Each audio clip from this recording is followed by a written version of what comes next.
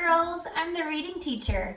I have a special shout out today to some of my friends who live halfway across the world in Japan.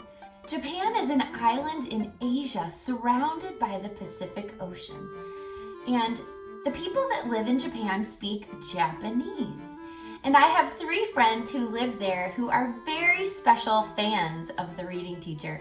Oliver, Journey, and Oasis, this story is for you. Do you like mysteries? I love mysteries. I love trying to figure out a mystery, trying to solve the problem. This story is called The Box, and there's a mystery. What do you think the mystery of this story is going to be? This book is written by Isabella Paglia, and it's illustrated by Paolo Proietti. The Box. Ooh, I love these little illustrations. What was that box doing there in the middle of the forest? It was a mystery. One morning, the animals woke up and, surprise, there was a strange box with 2 holes in the side. Big enough for someone or something to fit inside.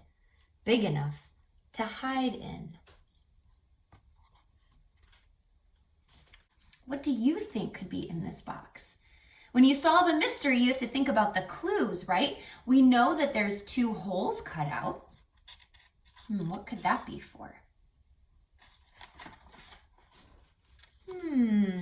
A box with eyes? How did it get here? When did it arrive? Who could have brought it into the forest? The curious animals wondered. Hey, I think there's someone inside. Do you know what the word curious means? If you're curious, it means you wonder a lot about different things and ask a lot of questions. The box started to shake. Everyone jumped. Yes, there really was someone in there. Welcome to the forest, the animals shouted so that whoever was inside the box could hear them. But the box was silent and did not move. Come on out.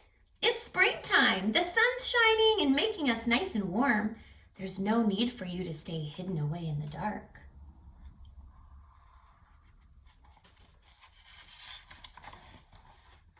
No! The box gave a cry. The voice creaked and croaked, as if whoever was in there had a really dry throat, but it clearly said no. The animals took a step back. Do you think that was a good idea? This animal doesn't seem dangerous, so they didn't step back because they were scared. Why do you think they took a step back?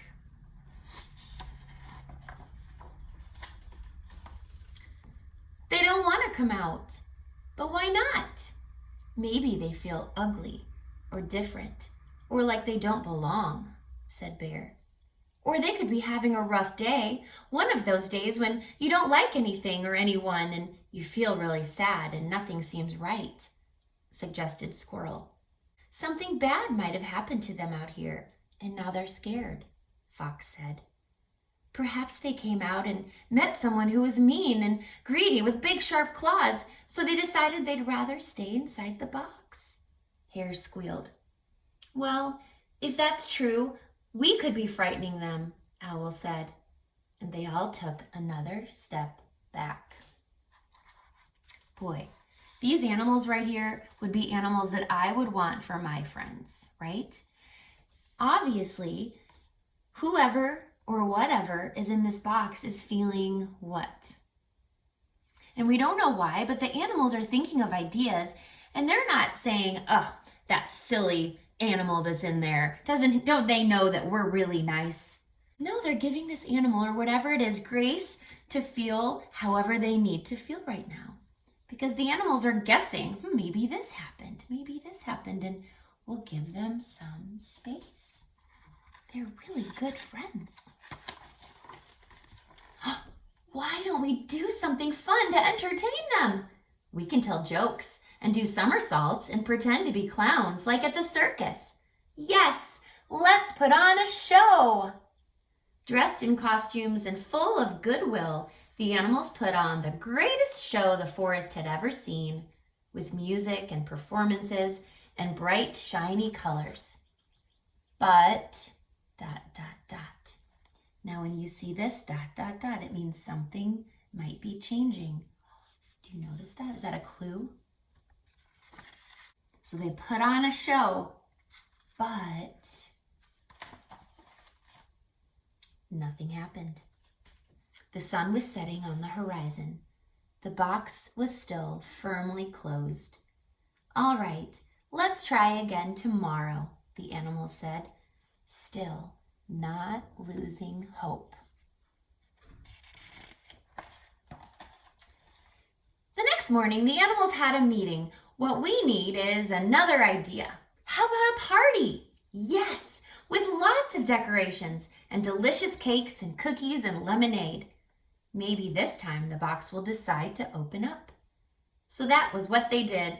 The box began to rumble away like a hungry little tummy. But nothing. The box stayed shut. Never mind. We'll try again tomorrow. Don't lose hope. That's a great line, isn't it? Don't lose hope. These animals are hopeful that whoever's in this box will come out in their own time. The next morning, clouds filled the sky. Before anyone else was around, Bear snuck up to the box and gave it a cuddle. A few minutes later, Fox came along and wrapped her tail around the box in a gentle hug. While no one was looking, Squirrel popped a few nuts through the 2 holes in the side. Hare arranged fresh daisies all around the box. Owl placed a broken blade of grass on top of it, next to a long, unbroken blade. The little eyes inside the box came closer to the hole. But then, above the forest, a flash of lightning streaked across the sky, followed by a terrible rumble of thunder. The rain came pouring down. The animals knew they had to do something, and fast. Quickly, our friend needs somewhere to shelter, or they'll get soaked. Running, the animals carried the box into Bear's den, where it was warm and snug. Are you okay in there, little friend? The box shook with a fluttering of wings. There's a clue. What do you think it is? And then it opened right up. Thank you so much, everyone, for waiting for me, said the creature with a squawk. We don't know what happened to you, but we do know that even a little blade of grass can bend and break if it's battered by the wind and rain, said Owl. Maybe all you needed to help you open up was some friends. Us.